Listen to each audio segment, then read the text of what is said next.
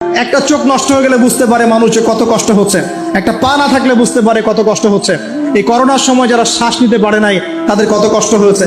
সুস্থ আছি, সুন্দর আছি, পরিবার আছে, আল্লাহ রিজিক দিচ্ছেন, 3 বেলা খাওয়াচ্ছেন, কাপড় দিচ্ছেন, শিক্ষার ব্যবস্থা করছেন, ইবাদত করার সুযোগ দিচ্ছেন, গুনাহ করলেও আবার মাফ করে দিচ্ছেন। এই সব কিছুকে আল্লাহ পাকের ভালোবাসা নয়? এই ভালোবাসাগুলো কি নিঃস্বার্থ ভালোবাসা না স্বার্থ ভিত্তিক ভালোবাসা? এই আল্লাহ পাকের কোনো স্বার্থ আছে? আল্লাহ পাক আমাদের কাছে কিছু চান? রিজিক চান? টাকা পয়সা চান? আল্লাহ পাকের যদি ইবাদত করে আমরা ছেড়ে দেই, আল্লাহর কোনো ক্ষতি হবে? আমরা ইবাদত করে ভাসিয়ে ফেললাম, আল্লাহর কোনো লাভ আছে? আল্লাহ পাকের শক্তি কি আরো বেড়ে যাবে না কমবে, নাকি যেমন আছে তেমনই থাকবে? আল্লাহ রাব্বুল আলামিনের শান শওকত কি আরো বেড়ে যাবে, নাকি আল্লাহ পাকের শান শওকত কমে যাবে? আল্লাহ রাব্বুল আলামিন যেমন, আল্লাহ পাক তেমনই থাকবেন, তাই নয় কি? আল্লাহ পাকের যে বিশাল খাজানা আছে, আমরা যদি ইবাদত করে ভাসিয়ে ফেলি, খাজানা কি বেড়ে যাবে? আমরা যদি সবাই ইবাদত করা ছেড়ে দেই, খাজানা কমে যাবে? আল্লাহ পাকের কোনো স্বার্থ আছে আমাদের ভালোবাসার? কোনো স্বার্থ নাই।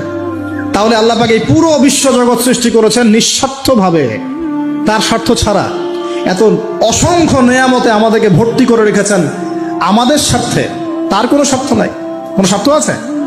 এই পরীক্ষায় পাশ করলে আমরা আবার জান্নাতে যাবো ইনশাআল্লাহ। ওই জান্নাতে যাওয়ার পরে কি আমাদের স্বার্থ থাকবে না আল্লাহ পাকের স্বার্থ থাকবে? সুবহানাল্লাহ। এই এতটুকু যদি বুঝতে পারি, আল্লাহ পাক একমাত্র সত্তা যিনি আমাদেরকে প্রকৃত অর্থে ভালোবাসেন। বাকি যত কিছু আছে আমাদের চারপাশে, এই ভালোবাসাগুলোর পিছনে একটা একটা স্বার্থ থাকে। কথা বুঝতে পারছেন না মনে হয়?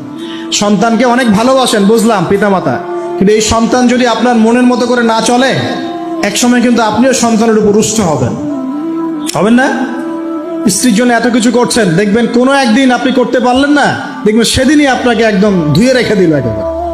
এমন হয় কি না? তা আমাদের ভালোবাসাগুলোর পিছনে কোনো স্বার্থ থাকে কি না? আর এই যে জেনা চলছে, এই জেনার মধ্যে মূল স্বার্থটা কি? যৌনতা। মূল স্বার্থ কি? ছেলেও চায় মেয়েকে ভোগ করতে, মেয়েও চায় ছেলেকে ভোগ করতে, এবং বলে না না এটা পবিত্র ভালোবাসা, আমরা বিয়ে করার জন্যই জেনা করেছি, নাউজুবিল্লাহ, তাই না? বলে না, আমরা তো বিয়ে করব, সমস্যা কি? তো ফ্রি মিক্সিং করলে কি সমস্যা? তাহলে বিয়ে যদি করবা, তাহলে মেলামেশা বিয়ের পরেই করো, ব্যাস, নিঃস্বার্থ প্রমাণ হবে।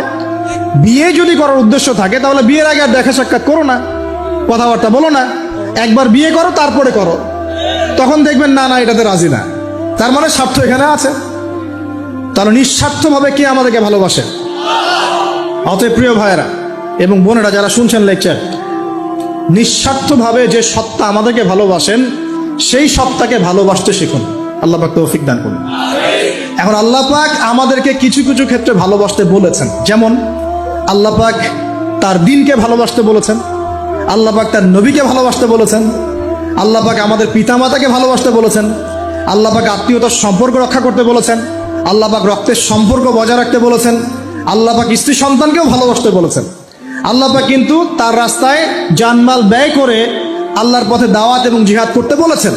এখন এগুলো আল্লাহ বলেছেন বলে আমরা করব, আল্লাহ পাক ভালোবাসতে বলেছেন বলে আমি ভালোবাসবো, কিন্তু উদ্দেশ্য হবে আল্লাহর সন্তুষ্টি অর্জন করা। আমি কেন আমার মাকে ভালোবাসি? বিকজ আমার মায়ের পায়ের নিচে আমার জান্নাত, আল্লাহ ভালোবাসতে বলেছেন তাই বাসি। আমি কেন বাবাকে ভালোবাসি? আল্লাহ ভালোবাসতে বলেছেন তাই ভালোবাসি। আমি কেন আমার স্ত্রীকে ভালোবাসবো? কারণ আল্লাহ পাক ভালোবাসতে বলেছেন তাই বাসবো। আমি কেন আমার সন্তানকে ভালোবাসবো? আল্লাহ পাক বলেছেন নেককার সন্তান আমার জন্য ওসিলা হবে, এই জন্য ভালোবাসবো। আল্লাহ পাক আমাকে বলেছেন নবীকে ভালোবাসতে, আমি নবীকে ভালোবাসবো। আল্লাহ পাক যে বিষয়গুলোকে ভালোবাসতে বলেছেন আমরা অবশ্যই ভালোবাসবো ইনশাআল্লাহ। কিন্তু আল্লাহ পাক কি আমাকে হারাম এই 14ই ফেব্রুয়ারির এই ভ্যালেন্টাইন্স ডেকে ভালোবাসতে বলেছেন? আল্লাহ পাক ইহুদি খ্রিস্টানদের সংস্কৃতিকে ভালোবাসতে বলেছেন? আল্লাহ পাক জেনা করতে বলেছেন? এই ফ্রি মিক্সিং করতে বলেছেন? আল্লাহ পাক পতিতালয়ে রাত কাটাতে বলেছে? গার্লফ্রেন্ডকে ফুল দিতে বলেছে? আল্লাহ রাব্বুল আলামিন কি বলেছে বিয়ের আগে শারীরিক সম্পর্ক করো? আল্লাহ পাক বলেছে যে আজকে সকালে সম্পর্ক করো, কালকে ব্রেকআপ, তারপর আরেকটা মেয়ের সাথে, তারপর আরেকটা ছেলের সাথে? আল্লাহ পাক ফোনে এসব প্রেম করতে বলেছে? আল্লাহ পাক এগুলো হারাম করেছেন, বাস আমি করব না, সিম্পল। নিজের প্রবৃত্তি অনেক কিছু চাইবে, নিজের প্রবৃত্তিকে আল্লাহর সামনে আত্মসমর্পণ করার নাম হচ্ছে ইসলাম। মন যাচাই তা করা যাবে না। কেন? কারণ আমি কারাগারের জীবনে বসে আছি, কারাগারের মধ্যে মন যাচাই তাই করা যাবে না। এই কাজগুলো কখন করব? আমি বিয়ে শাদী করার পরে করব। বিয়ে শাদী করবেন, আপনি স্ত্রীকে নিয়ে ঘোরেন, স্ত্রীকে নিয়ে আল্লাহর সৃষ্টি দেখেন, স্ত্রীকে নিয়ে আপনি বাইকে ঘোরেন, রিক্সায় ঘোরেন, চটপটি খান, ফুচকা খান, আইসক্রিম খান, কোনো সমস্যা নাই। এবার তো যুবকরা বলবো যে ভাই বিয়ে শাদী তো দেয় না, কি করব? আমি পরামর্শ দিচ্ছি বড় ভাই হিসেবে, প্রথমে হালাল রিজিকের সোর্স করতে হবে। রিজিকের সোর্স না করে বিয়ে করা যাবে না, আত্মসম্মান থাকবে না। তাহলে পুরুষ মানুষের আত্মসম্মান কখন চলে যায়? যখন হাত পাততে হয় তখন। যখন আপনি রিজিকের সোর্স তৈরি করেছেন, আপনি স্বাবলম্বী, আপনি মাশাআল্লাহ মাসে 10-20-30 হাজার টাকা আর্ন করেন বা 1 লাখ 2 লাখ টাকা আর্ন করেন, আলহামদুলিল্লাহ, কারো কাছে হাত পাততে হয় না, সবাই দেখবেন আপনাকে সম্মান দিবে। যখন আপনার অন্যের কাছে হাত পাততে হবে, তখন দেখবেন স্ত্রীও সম্মান করছে না। তো এই জন্য ডিগনিটি আগে, ডিগনিটি ফার্স্ট। আপনার ডিগনিটি অর্জন করতে হলে একটা হালাল উপার্জনের সোর্স লাগবে, এক। তারপরে পিতামাতাকে বোঝানোর চেষ্টা করবেন।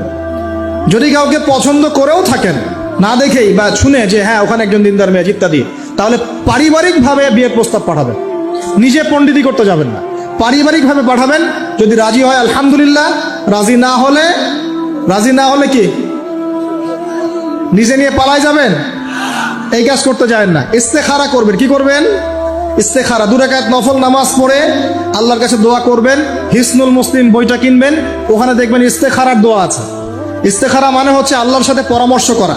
আল্লাহ, আমি এই কাজটা করতে চাচ্ছি, যদি কাজটা আমার জন্য ভালো হয়, আমার দুনিয়া আখিরাতের জন্য ভালো হয়, আল্লাহ কাজটাকে তুমি সহজ করে দাও, আল্লাহ কাজটার মধ্যে বরকত দান করে দাও। আর যদি এই কাজটা দুনিয়া আখিরাতের জন্য খারাপ হয়, আল্লাহ তুমি কাজটাকে সরায় দাও, আমাকেও কাজটা থেকে সরায় দাও। এটা হচ্ছে ইস্তেখারা। এই দোয়া বেশি বেশি করলে ইনশাল্লাহ আল্লাহর পক্ষ থেকেই ফয়সালা হবে। আর এই জায়গায় বেশি ব্যতিব্যস্ত হবেন না। অনেক সময় কিন্তু ফ্যান্টাসিতে ভুগি আমরা, অস্থির হয়ে যাই। অস্থির হলেই ডিসিশন নিতে ভুল হবে, অস্থির হলেই ডিসিশন নিতে ভুল হবে। স্থির থাকতে হবে। নিজেকে স্থির রাখার জন্য কি করবেন? বেশি বেশি নফল রোজা রাখবেন। বেশি বেশি কি করবেন? নফল রোজা রাখবেন। আর ভালো কাজে ব্যস্ত রাখবেন নিজেকে। ভালো কাজে কি করবেন? ব্যস্ত রাখবেন। একা একা থাকলে আর এই যে খারাপ সার্কেলের মধ্যে থাকলেই মাথার মধ্যে শয়তান ভর করবে, তখন দেখবেন অস্থির হয়ে গেছেন আপনি। আর স্থির হওয়ার চেষ্টা করেন, ভালো কাজে ব্যস্ত রাখেন, হালাল পথ অবলম্বন করে হারাম থেকে বেঁচে থাকেন।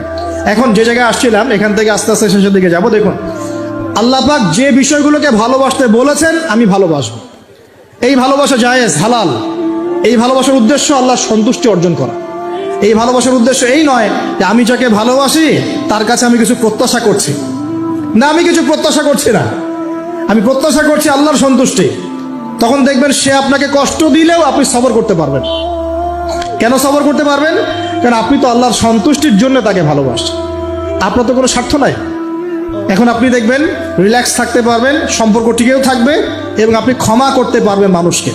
যখন নিজের চাওয়াটাকে আপনি ইনফোর্স করতে চাইবেন, তখন কিন্তু আপনি এই সম্পর্ক নষ্ট করে ফেলতে পারেন, কারণ আপনি হক পাচ্ছেন না।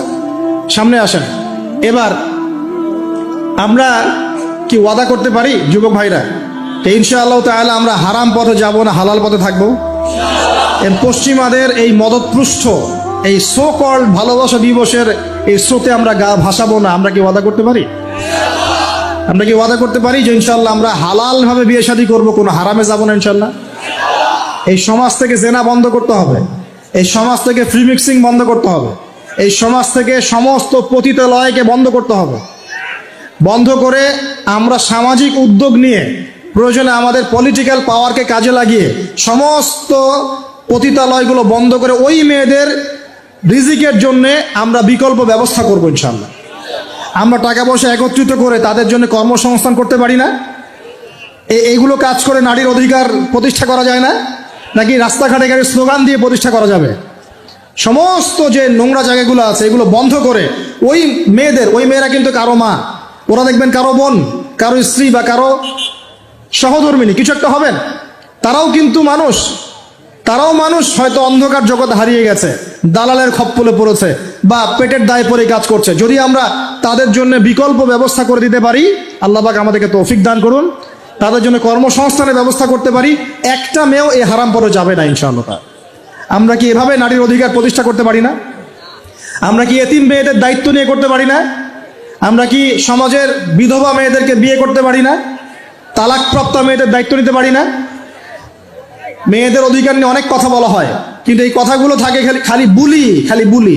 বাস্তবতা নাই। বাস্তবে কয়জন ছেলে এতিম একটা মেয়েকে বিয়ে করে দেখিয়েছে? কয়জন ছেলে একটা বিধবা মেয়েকে বিয়ে করার সাহস করেছে? কয়জন ছেলে একটা তালাকপ্রাপ্ত একটা মেয়েকে বিয়ে করে দেখিয়েছে হ্যাঁ আমি তার দায়িত্ব নিলাম? কয়জন করেছে এগুলো? শুধু এসব বলি আওড়ালে হবে না, আমাদেরকে কাজ করে দেখাতে হবে। আল্লাহ পাক তৌফিক দান করুন।